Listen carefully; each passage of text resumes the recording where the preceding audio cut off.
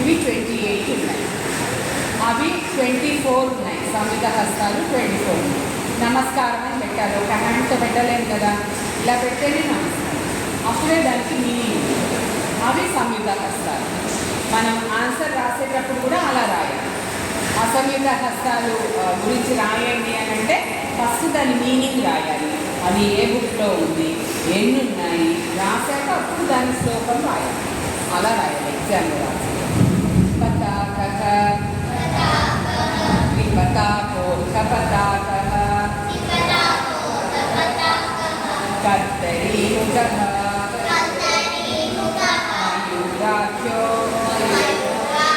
అర్ధచంద్రశ్చ అరాళ శుకతుండకః పుష్టిశ్చ శిఖరాఖ్యశ్చ కపిలః కటకాముఖః సూచీ చంద్రకళా పద్మకోశ సర్పశిరస్తథా మృగశీర్ష సింహముఖః లాంగూల మలపద్మకః చతురో భ్రమరశ్చైవ హంసాస్యో హంసపక్షకః సంరక్షో మూలశ్చైవ రామచూడ త్రిశూలకః ఇది అసంయుత హస్తానాం అష్టావింశతి క్రీడితాః. ఇవి 28 ఉన్నాయి. ఇవి రకరకాల వాటికి యూజ్ చేస్తాం. ఇందులో ఒక్కటి ఏంటి డిఫరెన్స్ అంటే కటకాముఖం మనం ఇలా చూపిస్తున్నాం. శాస్త్రంలో ఉన్న ఎక్స్ప్లెనేషన్ ఆ శ్లోకం లక్షణం ప్రకారం ఇది కరెక్ట్, కటకాముఖం ఇలా. కానీ మామూలుగా మనకి సాంప్రదాయంగా త్రూ జనరేషన్స్ కటకాముఖం ఇది అని చెప్తున్నారు. అండ్ కొందరు కటకాముఖం ఇలా కూడా చెప్తున్నారు. కానీ ఈ కటకాముఖము నాట్యశాస్త్రం, భరతముని రాసిన నాట్యశాస్త్రం బుక్లో కటకాముఖం ఇలా. ఇది నాట్యశాస్త్రంలో హంసాస్త్రం. దాన్ని అభినయ దర్పణానికి అంటే 2 జనరేషన్స్ వాడడంలో అప్పుడు ఇప్పటికీ అందరూ ఇదే వాడుతున్నారు, కటకాముఖం అని చెప్తున్నారు. కానీ శాస్త్ర ప్రకారం ఇది కరెక్ట్. ఓకే, నెక్స్ట్ సంయుత హస్తాలు. అంజలిశ్చ కపోతశ్చ కర్కట స్వస్తికస్తథా కోలాహస్తః పుష్పపుటో ఉత్సంగ శివలింగకః కటకావర్ధనశ్చైవ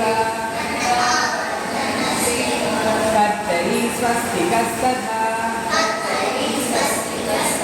శకట శంఖ చక్రౌచ సంపుట పాశ కీలకౌ మత్స్య కూర్మ వరాహశ్చ గరుడో నాగబంధకః ఖడ్గా మేరుండకాఖ్యశ్చ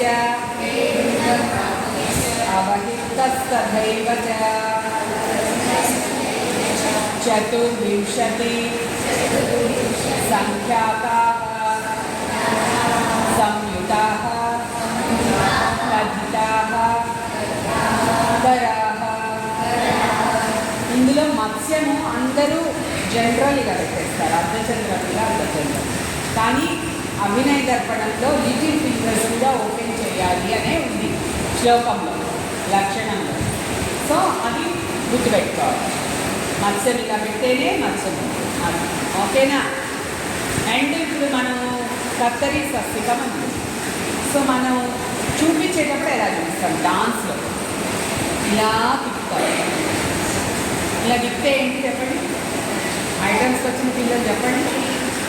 3 5 క్రీపర్ని ఇలా చూపిస్తాం డాన్స్లో, అలాంటి వాటికి యూజ్ చేస్తాం. అంటే ఇలా పెట్టి ఇలాగే పెడితే అని కాదు, దాని మూమెంట్ కూడా ఆ హస్తంలో వస్తుంది. నమస్కారం లాంటి వాటికి మూమెంట్ ఉండవు, కానీ ఇలాంటి వాటికి మూమెంట్ ఉంటుంది. ఓకేనా? కొన్నింటికి 2-3 రకాల యూసేజెస్ ఉంటాయి హస్తాలకి. శంఖం ఉంది, దానికి ఇంకా వేరే ఏమీ ఉండవు. శంఖం అంటే శంఖం చూపించడానికి, చక్రం అంటే చక్రం చూపించడానికి, వాటికి డిఫరెంట్ యూసేజెస్ ఉంటాయి.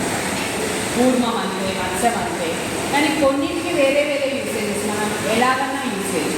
ఇప్పుడు ఇలా ఇలా చూపించామనుకో దారి, ఇలా అయితే క్రీపర్ అవుతుంది. అలా డిఫరెంట్ యూసేజెస్ కొన్నింటికి ఉంటాయి, కొన్నింటికి ఉండవు. అలా సమిత హస్తాలు యూజ్ చేస్తాం. ఓకేనా? మినిమంగా ఇవన్నీ కూడా మనకి రావాలి. సర్టిఫికేట్ ఎగ్జామ్లో ఇవన్నీ వస్తే చాలు, ఇంకన్నా ఎక్స్ట్రా లేదు. సర్టిఫికేట్ ఎగ్జామ్ అయితే ఈ శ్లోకాలు ఇవి రావాలి. ఇది ఆంగికాభినయం అంటారు. 4 రకాల అభినయాలు ఉన్నాయి. ఫస్ట్ది ఆంగికాభినయం. ఆంగికము అంటే బాడీ మూమెంట్. ఈ బాడీ మూమెంట్లో చాలా రకాలు ఉన్నాయి. ఇప్పుడు ఫేస్లోనే ఫస్ట్ హెడ్ చెప్పుకున్నాము, ఐస్ చెప్పుకున్నాము. ఇవి కాక నాట్యశాస్త్రంలో ముక్కు, మూతి, చిన్న, బుగ్గలు ఇవన్నీ కూడా ఉన్నాయి మూమెంట్స్. అట్లా హ్యాండ్ జెస్చర్స్ ఇవన్నీ ఆంగికాభినయం. పాదవేదాలు ఆంగికాభినయం. How you move your thighs. Saraswati నేర్చుకున్న వాడు ఇలాంటి మూమెంట్ ఉందా, దానికి ఒక పేరు. అట్లా మూమెంట్స్ ఉన్నాయి, మొత్తం బాడీ మూమెంట్స్. సైడ్స్కి చెస్ట్ ఎట్లా మూవ్ చేస్తారు, కొత్త ఎలా మూవ్ చేస్తారు, అన్నీ ఉన్నాయి నాట్యశాస్త్రంలో. కానీ అవన్నీ మీకు లేవు, డిప్లొమాలో కూడా లేవు, ఓన్లీ ఇక్కడి వరకే ఉంటాయి. ఆంగికాభినయం అంటే మొత్తం బాడీ, ఆల్ బాడీ మూమెంట్స్ ఆంగికాభినయం. అది ఫస్ట్. రెండోది వాచికాభినయం. మనం ఇప్పుడు యూజ్ చేయట్లేదు. ఇంతకు ముందర డాన్స్ వాళ్ళు డైలాగ్ డెలివరీ ఉండేది, వాళ్ళే పాట పాడుకునేవారు. మనం ఇప్పుడు పాడట్లేదు. మనకి ప్లేబ్యాక్ సింగర్ అయితే ఆడియో ఆన్ చేసి మనం డాన్స్ చేస్తున్నాం, కానీ యాక్చువల్గా మనం పాడుకునేవారు. సో అది వాచికాభినయం. వాచకము అంటే మాట్లాడు. సో అది వాచికాభినయం. తర్వాత ఆహార్యాభినయం, కాస్ట్యూమ్ అండ్ జ్యువెలరీ. రాముడు అంటే ఎప్పుడు తెలుస్తుంది చెప్పండి మీరు ఒక్కసారి. ఏముంటే చేతిలో తెలుస్తుంది రాముడు అని? ధనస్, బాగుండారో ఉండాలి కదా. సో అలా అన్ని కిరీటము అన్నీ ఉంటే రాజుగా ఉంది. లేదా వనవాసానికి వెళ్తున్నాడంటే అన్ని మామూలు బట్టలు కట్టుకుని, 6 బట్టలు నార్మల్ కట్టుకుని, ఒక ముడి అలా వేసుకుని, రుద్రాక్షలు వేసుకుని, బాణం అది పట్టుకుంటే తెలుస్తుంది. రుద్రాక్షలు అన్నీ వేసుకుని ఒక కమండలమును దండం పట్టుకుంటే మళ్ళీ అది ఋషి అయిపోతుంది. అనగారు బాణం ధనుసు పట్టుకుంటేనే రాముడు అంట. ఇది కాస్ట్యూమ్ అండ్ జ్యువెలరీ. ఇదంతా ఆహార్యాభినయం అంటాం. ఫోర్త్ది సాత్వికాభినయం. సాత్వికాభినయం అంటే ఎక్స్ప్రెషన్స్ చేయడం. ఎక్స్ప్రెషన్స్ ఎలా చూపిస్తాం? మన మనస్సులో, మన బ్రెయిన్లో ఉండాలి. అంటే మామూలుగా ఒక ఇంగ్లీష్లో ఉంటుంది కదా, ఏమిటంటే సామెత చెప్తారు. ఇంగ్లీష్లో ఏం చెప్తారు? Face is the index of the mind.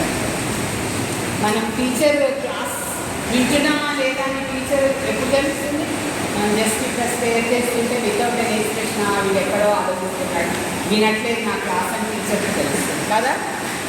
So అలా ఫేస్లో ఎక్స్ప్రెషన్ ఎలాగ మన మైండ్లో ఏమవుతుంది. సో మన మైండ్ పెట్టి చేసే ఎక్స్ప్రెషన్స్ అన్నీ సాత్వికాభినయం అవుతాయి. అది కూడా త్రూ బాడీ లాంగ్వేజే చేస్తాం, కానీ మన మైండ్ కూడా యాడ్ చేస్తాం. చేస్తే సత్వము అంటే మనసు. సో మనసు నుండి వచ్చేది సాత్వికాభినయం. సో ఈ 4 రకాల అభినయాల్లో ఆంగికాభినయంలో ఉన్న బాడీ మూమెంట్స్ మనం నేర్చుకున్నాం. ఓకేనా?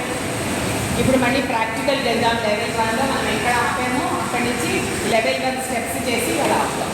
ఓకేనా?